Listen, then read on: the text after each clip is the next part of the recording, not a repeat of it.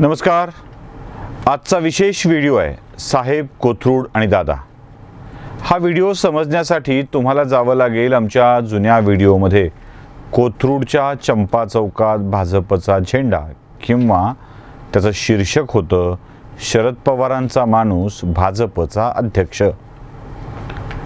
हा व्हिडिओ अनेक जणांनी बघितला, अनेक जणांनी शेअर केला आणि अनेकांचा दावा होता की या व्हिडिओत तथ्य कमी आणि तर्क जास्त आहेत. त्या वेळेसच्या परिस्थितीनुसार केलेला तो व्हिडिओ आणि त्यानुसार अनेकांना तथ्यापेक्षा तर्क किंवा तर्कट अधिक आहे असं वाटणं साहजिक होतं. अर्थात एखादं मत व्यक्त केल्यावर त्यावरचं प्रतिमत असणं किंवा त्याविषयी मतभेद असणं, त्याविषयीचे तर्कवितर्क मांडले जाणं, त्याला विरोध करणं किंवा त्याच्याविषयी हेतूवर शंका घेणं, हे सगळे विषय ओघाने येतात आणि ते आलेच पाहिजेत. शरद पवारांचा माणूस भाजपचा अध्यक्ष असं म्हणताना पवारांशी आणि चंद्रकांत पाटलांचे असलेले छुपे संबंध यावर तो कटाक्ष टाकण्याचा प्रयत्न होता. अर्थात अनेकांनी पवारांना बाकी ठिकाणी विजयासाठी सेटिंग करण्याची गरज नाही असंही मत ठामपणे व्यक्त केलं होतं.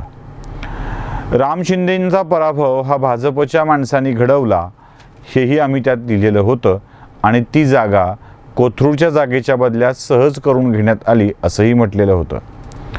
अनेक राष्ट्रवादी प्रेमींचा त्यावर आक्षेप होता की पवारांच्या नातवाला निवडून यायला कुणाच्या कृपेची अथवा कुणाच्या मदतीची गरज नसते हे देखील सांगितलं होतं. तेही आपण मान्य करूया की गरज नसते, पण भाजपचा प्रभाव आणि भाजपची धार या दोन गोष्टी कमी करणं मात्र नक्कीच भाजपच्या माणसांच्या हातामध्ये होतं आणि ते भाजपच्या लोकांनी करून देखील दाखवलं. म्हणूनच कर्जत जामखेड मतदारसंघात राम शिंदेंना पराभव पत्करावा लागला. कोथरूड हा भाजपचा परंपरागत मतदारसंघ आणि तिथे कोणतंही टफ कॉम्पिटिटर न देता तो सहजपणे निवडून यावा यासाठी पवारांनी केलेली तडजोड कशी होती ते देखील आपण बघितलं. अर्थात दोन्ही जागा सहजपणे निवडून येणाऱ्या, पण या सहजपणात कोणतीही अडकाठी अथवा गतिरोधक नको असं दोन्हीही नेत्यांना वाटत होतं आणि गतिरोधकाशिवाय दोन्ही जागांचा विजय कसा झाला हे मागच्या व्हिडिओमध्ये आपण सविस्तरपणे सांगितलेलं आहे. आता या व्हिडिओनंतर बराच काळ पाणी शांत राहिलं आणि अचानक कल्लोळाचं पाणी काल ढवळल्या गेलं. आता हे ढवळल्या गेल्यावर जेव्हा पाणी ढवळलं जातं तेव्हा आतली नागाची पिल्लं देखील खवळतात आणि मग ती वर यायला लागतात. अर्थात तसं समजा. त्यामुळे चर्चा तशा अर्थाने सुरू झालेली आहे. प्रसंग असा झाला आहे की चंद्रकांत पाटलांनी आता विधान केलं आहे की शरद पवार समोर आल्यावर आम्ही वाकून नमस्कार करू, पण त्यांच्यावर टीका केल्यानं आमचा पक्ष चालतो, आमच्या कार्यकर्त्यांना प्रेरणा मिळते, पक्षाला कार्यक्रम मिळतो आणि शरद पवारांवरची टीका ही पक्षासाठी आवश्यक असल्याचं भाजपच्या अध्यक्षांनी चंद्रकांत दादा पाटलांनी सांगितलेलं आहे. पवारासोबतची सलगी म्हणजे शरद पवारांच्या सोबतची सलगी ही कोणत्याही नेत्याला हवी असते आणि पवारांसोबतचा विरोध, कट्टर विरोध हा देखील अनेक नेत्यांना हवा असतो. पवारांना विरोध करून, पवारांची पंगा घेऊन अनेक नेते मोठी झालेली आहेत. काँग्रेसमधले विलासराव देशमुख अशा पवार विरोधकांच्या पैकीच एक. शरद पवारांचा विरोध हे विलासराव देशमुखांचं बलस्थान होतं. पवारांनी अनेक वेळेला विलासरावांचा पत्ता कट करण्याचा प्रयत्न केला. अगदी त्यांच्या लोक माझे सांगाती या पुस्तकामध्ये सुद्धा विलासरावांनी त्यांना कसा विरोध केला आणि कसं शरणागत आणलं हे शरद पवारांनी अधोरेखित केलेलं आहे. त्यानंतर अशोक चव्हाण जे मराठवाड्यातले नेते आहेत, जे शंकररावांच्या पासून, ते सुद्धा पवारांचे विरोधक, तेही पवार विरोध ही भूमिका घेऊन मोठे झाले. आता अनेक नेते अशी आहेत जी पवारांच्या समर्थनार्थ होती पण अन्य पक्षामध्ये होती आणि तीही मोठी झालेली आहेत. म्हणजे पवारांचं जे तडजोडीचं राजकारण चालतं त्या तडजोडीच्या राजकारणामध्ये पवार समर्थक आणि पवार विरोधक या दोघांनाही उत्तम संधी मिळते. नगरचे विखे पाटील पवार विरोधकांच्यापैकी एक, ज्यांना पवार विरोधक म्हणूनच पक्षात सन्मान मिळाला. पवारांचे विरोधक म्हणूनच बाळासाहेबांनी राधाकृष्ण विखे पाटलांच्या वडिलांना केंद्रीय मंत्रिमंडळामध्ये स्थान दिलं. विखे पाटलाच्या घरात मिळालेलं हे केंद्रातलं पहिलं मंत्रिपद होतं, अनेक वर्ष खासदार राहून सुद्धा, हे विसरून चालणार नाही. शरद पवार हे महाराष्ट्राच्या राजकारणातलं असं एक नाव की ज्याला तुम्ही टाळूच शकत नाही आणि त्या नावाशिवाय राजकारण देखील पूर्ण होऊ शकत नाही. अनेक ठिकाणी पवार आपली माणसं नियुक्त करत असतात, मग ते आपल्या पक्षात असो की पक्षाबाहेर असो. वेगवेगळ्या पक्षात उत्तम संबंध ठेवणारी माणसं सुद्धा पवारांच्या जवळची असतात आणि तीच माणसं त्यांचं वेगवेगळ्या पक्षातलं स्थान भक्कम करत असतात. म्हणजे मागच्या वेळेला युती सरकारला वाचवणारे अदृश्य हात कोणते असा प्रश्न जेव्हा पडला होता, तेव्हा राष्ट्रवादी काँग्रेसचेच नेते आणि माजी केंद्रीय मंत्री प्रफुल्ल पटेल यांचं नाव पुढे आलं होतं. प्रफुल्ल पटेल भाजपचं महाराष्ट्रातलं फडणवीसांचं सरकार वाचवण्यामध्ये अदृश्य हात म्हणून सहभागी होते, अशी ही चर्चा त्या काळामध्ये होती. असो, आपण अदृश्य हात आणि पवार समर्थक पवार विरोधक याच्याविषयी बोलण्यापेक्षा मूळ विषयावर अधिक बोलू. हा विषय अधिक समजून घ्यायचा असेल तर पुन्हा एकदा विनंती आहे की या आधीचा पवारांचा माणूस भाजपचा अध्यक्ष हा व्हिडिओ नक्की बघा, त्याची लिंकसुद्धा डिस्क्रिप्शनमध्ये दिलेली आहे. चंद्रकांत पाटील हे भाजपमध्ये अपघातानं अचानक पुढे आलेलं नाव. म्हणजे भाजपचं सरकार यायच्या काळापर्यंत चंद्रकांत पाटलांचा नेता म्हणून परिचय फारसा महाराष्ट्राला नव्हता. पुणे पदवीधर मतदारसंघाची निवडणूक त्यांना अपघातानं लढवावी लागली आणि ते विजयी झाले. तेव्हा चंद्रकांत पाटील एक आमदार आहेत अशी देखील ओळख फारशी पाटलांच्या विषयामध्ये नव्हती. अखिल भारतीय विद्यार्थी परिषदेचे, राष्ट्रीय स्वयंसेवक संघाचे नव्हे, अखिल भारतीय विद्यार्थी परिषदेचे पूर्णवेळ कार्यकर्ते म्हणून चंद्रकांत पाटलांची जळगाव, औरंगाबाद, जालना या जिल्ह्यामध्ये ओळख होती.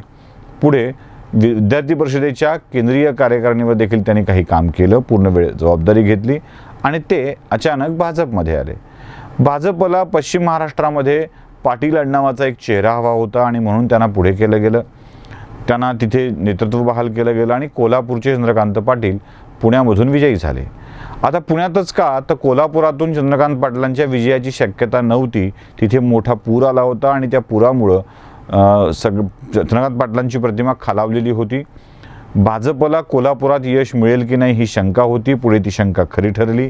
भाजपला कोल्हापुरात अगदीच नामुष्कीचा पराभव सहन करावा लागला. पुढे त्या अख्ख्या क्षेत्रामध्ये भाजपला पराभूत व्हावं लागलेलं आहे. विधान परिषदेची निवडणूक पराभूत व्हावी लागलेली आहे. हे सगळे पराभवाची कारणं बघत असताना चंद्रकांत पाटलांना कोथरूड हा एकमेव सुरक्षित मतदारसंघ विधानसभेचा होता. कारण चंद्रकांत पाटील विधान परिषदेवर होते. विधान परिषदेच्या व्यक्तीला मुख्यमंत्री होण्यासाठीची संधी नसते. उद्या देवेंद्र फडणवीसांचा पर्याय शोधायची वेळ आली, चंद्रकांत पाटलांचं नाव पुढे करता यावं, ते व्हावं आणि त्यासाठी चंद्रकांत पाटलांना विधानसभेवर असलं पाहिजे. यासाठी एक सुरक्षित मतदारसंघ असला पाहिजे, म्हणून तो कोथरूड निवडला गेला आणि कोथरूडमधून अपेक्षेप्रमाणे चंद्रकांत पाटील निवडून आले. याच्यामध्ये शरद पवारांचा सहभाग मोलाचा होता, हे स्पष्टपणे आम्ही त्यावेळेला म्हटलेलं होतं. आता हा मोलाचा सहभाग नव्हता असं राष्ट्रवादी आणि भाजप दोन्ही वर्तुळातून सांगण्यात येत होतं.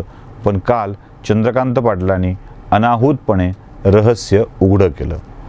ते म्हणाले, शरद पवार व्यासपीठावर आले, खाजगीत भेटले तर मी त्यांना वाकून नमस्कार करीन, पण शरद पवारांच्यावरती टीका केल्यानं आमच्या पक्षाला, आमच्या कार्यकर्त्यांना बळ मिळतं आणि याच बळासाठी आम्ही टीका करत आहोत. म्हणजे पाटील पवारांच्यावरती जी टीका करतात ती टीका दिखाऊ आहे, दाखवण्यासाठीची आहे. केवळ आणि केवळ राजकारणात आम्ही विरोध करतो हे सिद्ध करण्यासाठीची आहे आणि मुख्य म्हणजे राष्ट्रवादी काँग्रेसला भाजप विरोध करतं हे दाखवण्यासाठीचीच टीका भाजपाचे अध्यक्ष शरद पवारांच्यावरती करत आलेले आहेत. आता जेव्हा जेव्हा बाकीच्या लोकांवरती टीका चंद्रकांत पाटलांनी केलेली आहे तेव्हा ती कशी आहे, अर्थात यावरही एक प्रश्नचिन्ह उभं राहतं. शरद पवारांनी राजकारणामध्ये खूप मोठा काळ घातलेला आहे. खरं तर ते पितामह भीष्म आहेत राजकारणातले. पण जेव्हा कौरव पांडवाचं युद्ध सुरू असतं, यात कौरव कोण पांडव कोण असा भेद मला करायचा नाही आहे.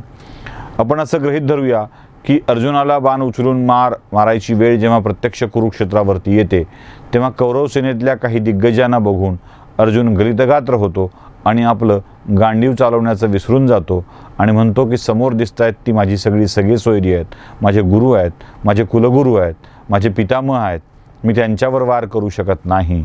तेव्हा तिथे कृष्णाला यावं लागतं आणि अर्जुनाला सांगावं लागतं, ते जरी तुझे गुरु असले, कुलगुरू असले, पितामह असले तरी ते असत्याच्या बाजूने आहेत, म्हणून तू धनुष्य चालव. अर्जुनाला सांगणारा हा कृष्ण तिथे होता, म्हणून महाभारताचं युद्ध घडलं. या राजकीय कुरुक्षेत्रावरती भाजपच्या अर्जुनाला सांगणारा कृष्णच अस्तित्वात नाही, त्यामुळं भाजपच्या अर्जुनानं, कारण भाजपचा अर्जुन म्हणजे सेनापती आणि सेनापती म्हणजे अध्यक्ष, हेच अर्जुन आहेत सध्याचे, या अर्जुनाला सांगणारा कृष्ण आज तरी अस्तित्वात नाही. किंबहुना ज्यांनी कृष्णाची भूमिका घ्यायला हवी ते देवेंद्र फडणवीस देखील अशाच तडजोडीमध्ये गुंतलेले आहेत. त्यामुळं प्रत्येकाचेच हात इथे दगडाखाली आहेत. चंद्रकांत पाटील शरद पवारांच्यावरती टीका करायला तयार नाहीत. ते त्यांना वंदन करायची इच्छा मनात ठेवून आहेत. त्यांच्या मनातली ही गुपित गोष्ट कळलेली आहे की ते शरद पवारांना मनस्वी वंदन करू इच्छितात, कारण त्यांच्या आमदार होण्यात आणि उद्या फडणवीस नको अशी स्थिती भाजपात आली तर चंद्रकांत पाटलांचं नाव पुढे येईल आणि कदाचित सत्तांतराचा प्रसंग आलाच तर, हा जर तरचा विषय आहे, आलाच तर चंद्रकांत पाटलांचं नाव मुख्यमंत्री म्हणून पुढे येऊ शकतं. अशा वेळी शरद पवारांचा विरोध घेणं, तो बाळगून घेणं हेही योग्य नव्हे, हे चंद्रकांत पाटलांनी चाणाक्षपणे विसरलेले नाही आहेत. त्यामुळं मागचे संबंध पुढे चालू ठेवलेले आहेत. माहिती अशी पण आहे की राज्यात सत्तांतर होणार असेलच आणि भाजपची सत्ता येणार असेल तर चंद्रकांत पाटील, देवेंद्र फडणवीस आणि गिरीश महाजन ही 3 नावं वगळून अन्य कुणालाही नेतृत्व बहाल करावं अशी अट अनेकांनी घातल्याचं समजतं आहे. अर्थात ही सूत्र कन्फर्म नाही आहेत, त्यामुळे याविषयीची कन्फर्म माहिती देता येत नाही.